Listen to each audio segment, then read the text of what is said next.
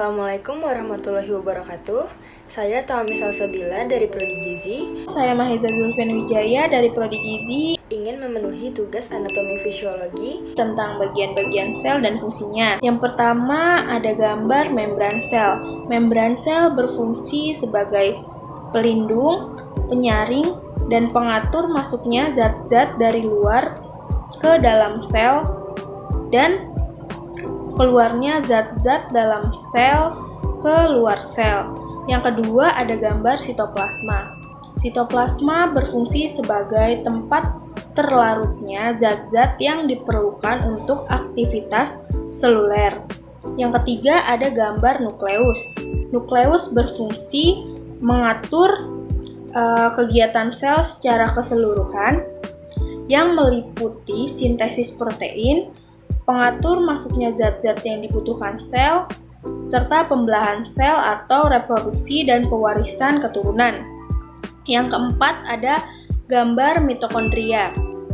Mitokondria berfungsi sebagai tempat berlangsungnya pernafasan sel, yaitu pemecahan glukosa oleh oksigen atau O2 menjadi air, energi, dan karbon dioksida atau CO2.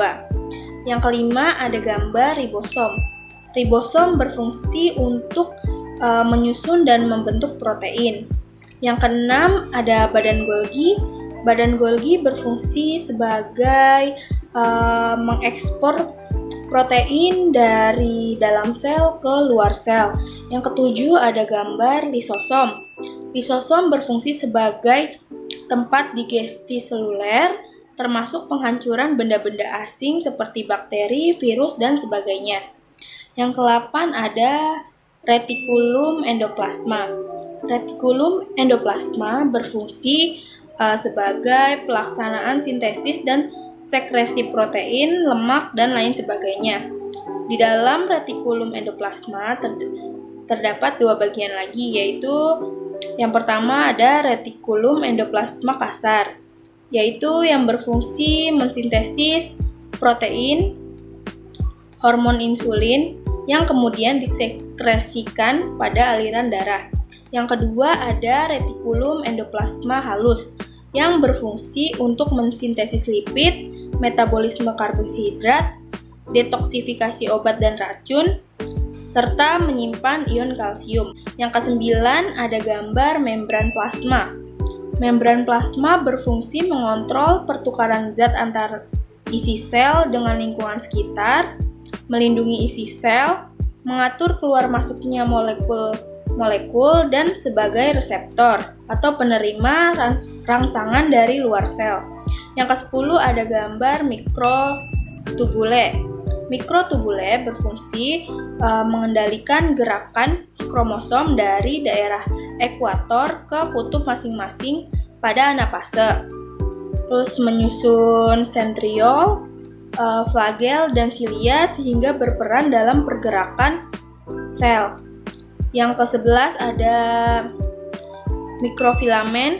Mikrofilamen berfungsi sebagai sitoskeleton dalam sel, berperan dalam pembelahan sel, membentuk alat gerak seperti silia dan flagel. Yang ke-12 ada gambar inti sel. Inti sel berfungsi sebagai pusat mengatur seluruh kegiatan sel. Yang ke-13 ada gambar sentrosom. Sentrosom berfungsi dalam pembelahan sel maupun mitosis atau meiosis. Yang ke-14 ada sentriol. Sentriol berfungsi sebagai pemisahan kromosom dalam pembelahan sel, memastikan bahwa kromosom sampai ke sel anak. Yang ke-15 ada vesikel.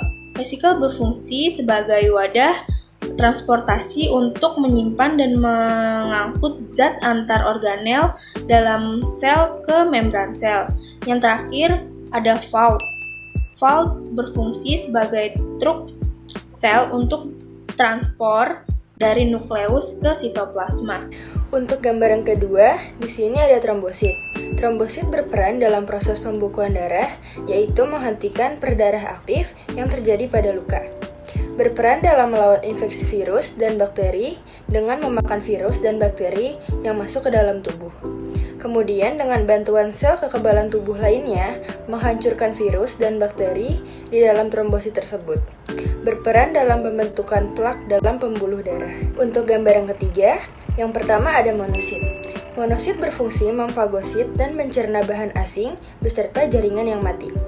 Yang kedua ada eosinofil. Eosinofil berfungsi menyerang dan menghancurkan larva cacing atau parasit. Enzim yang dihasilkan eosinofil mampu menetralkan faktor radang yang dilepaskan oleh sel mast dan basofil pada proses hipersensitivitas tipe 1. Yang ketiga ada neurotrofil. Neurotrofil berfungsi sebagai garis pertahanan tubuh terhadap zat asing, terutama terhadap bakteri. Yang keempat ada basofil. Basofil berfungsi dalam reaksi hipersensitivitas yang berhubungan dengan imunoglobin E. Yang kelima ada limfosit. Limfosit berfungsi sebagai bagian dari sistem pengawasan kekebalan, meninggalkan kelenjar timus dan masuk ke dalam pembuluh getah bening. Limfosit B matang pada sumsum tulang belakang, sedangkan limfosit T matang dalam timus. Yang terakhir ada gambar sel pembuahan. Di dalam sel pembuahan juga terdapat beberapa bagian dan fungsinya. Yang pertama ada gambar sperma. Sperma berfungsi untuk membuahi sel telur dalam proses pembuahan. Yang kedua ada gambar ovum.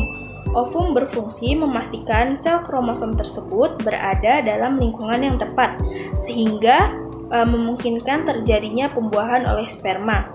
Yang ketiga ada gambar zona pelusida.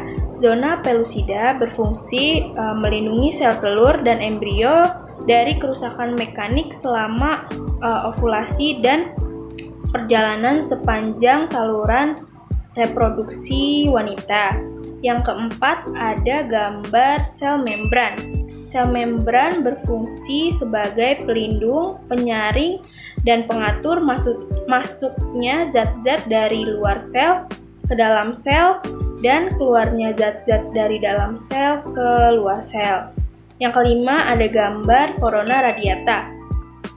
Corona radiata berfungsi sebagai menyediakan sel telur dengan protein esensial dan bertindak seperti pembungkus gelembung, melindungi saat berjalan, menuruni tuba Falopi. Yang keenam ada gambar nukleus. Nukleus berfungsi sebagai pembawa informasi genetik atau sebagai pewaris sifat. Yang ketujuh ada perivitalin space. Perivitalin space berfungsi memungkinkan pergerakan embrio selama perkembangan sampai menetas. Yang ke-8 ada gambar female pronukleus. Female pronukleus berfungsi untuk proses pembuahan. Yang ke-9 ada male pronukleus. Male pronukleus berfungsi untuk menghasilkan selubung nukleus kontinu yang mengelilingi nukleus zigot.